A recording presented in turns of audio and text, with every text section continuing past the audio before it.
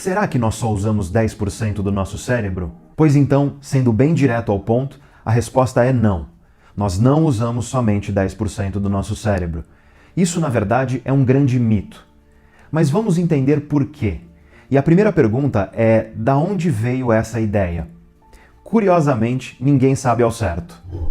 Alguns acreditam que a culpa é do grande psicólogo americano William James.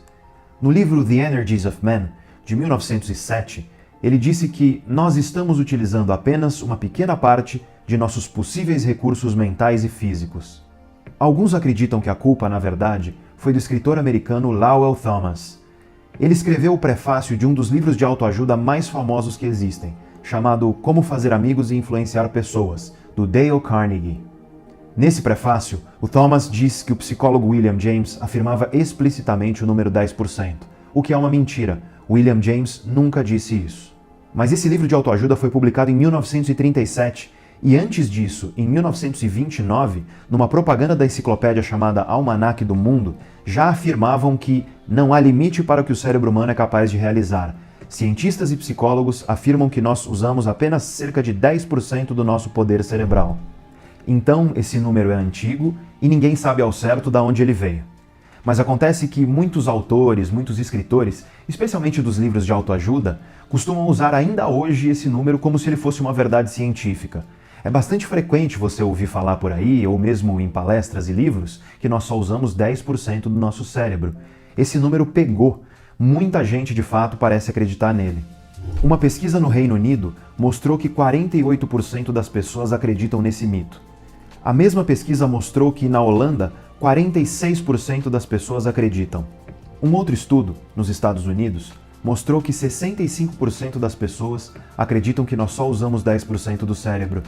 E é bem provável que muita gente que está assistindo esse vídeo agora também acredite. Mas eu repito, isso está errado. Não existe qualquer evidência científica de que nós só usamos 10% do nosso cérebro, de que nós só usamos 10% do nosso potencial de funcionamento cerebral, ou que nós só usamos 10% das nossas capacidades mentais. Não importa como você constrói essa frase, não há qualquer evidência científica de que nós só usamos 10% de seja lá o que for. Vamos começar pelo cérebro.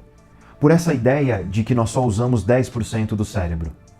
Se nós só usamos 10% do cérebro, isso significa que 90% do cérebro não estão sendo utilizados. E você tem que concordar comigo que se 90% do cérebro não estão sendo utilizados, isso significa que muitas lesões cerebrais não causariam problema nenhum. Afinal de contas, elas estariam atingindo justamente regiões cerebrais que não estão sendo utilizadas. E definitivamente não é isso que acontece. Qualquer um que já visitou a ala de neurologia de um hospital sabe que lesões cerebrais sempre trazem sequelas. Sequelas, aliás, que muitas vezes são extremamente prejudiciais para o indivíduo. Nós sabemos hoje que ao longo do dia, todos nós utilizamos 100% do nosso cérebro. Pode ser então que a questão seja a capacidade de processamento cerebral.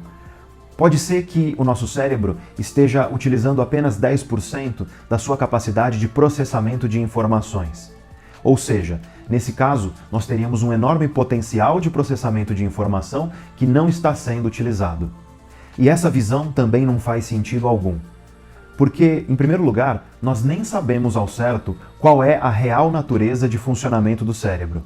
Muitos neurocientistas acreditam que o cérebro é uma espécie de computador, ou seja, um aparelho biocomputacional. Obviamente, um aparelho muito diferente desse que você está usando agora para assistir a esse vídeo, mas ainda assim, na sua essência, um computador. Em outras palavras, uma máquina que recebe, processa, produz e envia informação. Alguns pesquisadores acreditam que é possível simular a computação cerebral em computadores digitais. Obviamente, supercomputadores, mas ainda assim, computadores que processam informação de maneira digital, semelhante aos computadores que nós utilizamos no dia a dia. Não é à toa que existem hoje projetos milionários, tanto nos Estados Unidos quanto na Europa, tentando fazer justamente isso. Construir computadores que sejam capazes de simular perfeitamente a atividade cerebral humana. Se isso um dia for possível, algumas questões elas obviamente vêm à nossa cabeça. A primeira delas é: será que esse computador que simula o cérebro terá consciência? Será que ele terá autoconsciência? Será que ele terá livre-arbítrio? Mas, obviamente, essas são questões para outro vídeo. Outros pesquisadores discordam de tudo isso. Em outras palavras, outros pesquisadores discordam de que é possível simular o cérebro num computador digital por uma única razão. Para esses pesquisadores, a natureza de computação cerebral não é digital. O neurocientista brasileiro Miguel Nicoleles, por exemplo, que é professor da Universidade de Duke, nos Estados Unidos, defende a ideia de que o cérebro é um computador analógico digital e que, justamente por isso, tentativas de simular o cérebro em máquinas digitais não terão sucesso. Se você se interessar por isso, eu recomendo fortemente um livro do Miguel Nicoleles chamado O Cérebro Relativístico. Outros neurocientistas ainda defendem que o cérebro não é um computador, ou seja, que ele não é uma máquina de processamento de dados. E por que eu estou dizendo tudo isso? É para você entender que hoje não existe consenso científico a respeito de qual é a real natureza de funcionamento do cérebro. Então é óbvio que a ideia de que nós só usamos 10% do nosso processamento cerebral é uma ideia estapafúrdia. Afinal de contas, nós sequer entendemos perfeitamente qual é a natureza das operações cerebrais, especialmente para as questões que são mais complexas, como por exemplo a inteligência. E para derrubar de vez essa ideia, vamos falar de energia. Vamos supor que o nosso cérebro está utilizando somente 10% da energia que ele é capaz de utilizar para o seu funcionamento. E isso também não é verdade. Aliás, o consumo de energia do cérebro é diferente de qualquer outra estrutura do corpo. Em primeiro lugar, porque o cérebro consome, ou seja, metaboliza, grandes quantidades de energia. Apesar de compor cerca de 3% do peso da massa do nosso corpo, o cérebro consome 20% da nossa energia. Só aí você já percebe que a ideia de que o cérebro consome 10% do seu potencial energético é absurda. Afinal, se isso tudo que ele já consome fosse somente 10% do que ele pode consumir, então nós teríamos que ingerir quantidades dinossáuricas de calorias para fazer com que o cérebro atinja seu potencial pleno. Quantidades, aliás, fisiologicamente impossíveis, quantidades prejudiciais à saúde. E a grande questão aqui é que o cérebro já opera em uma elevada taxa de funcionamento, mesmo quando ele não está realizando atividades que são psicologicamente intensas, como, por exemplo, prestar atenção a uma aula ou aprender física quântica. Mesmo quando o cérebro está relaxado, por exemplo, ele está consumindo uma elevada quantidade de energia. Vamos pensar em um músculo. Quando você está correndo em alta velocidade, seu músculo consome 100 vezes mais energia do que se ele estivesse em repouso. Agora pensa no cérebro. Pensa no cérebro jogando xadrez, em alta concentração.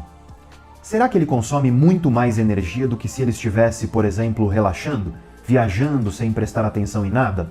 A resposta é não.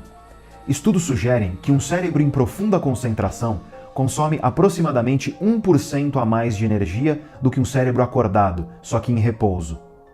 Ou seja, enquanto um músculo em atividade intensa consome 10.000% mais energia, um cérebro em atividade intensa consome 1% mais energia. Por quê? Porque grande parte daquilo que o cérebro faz ocorre abaixo da linha da consciência, ou seja, ocorre de forma inconsciente.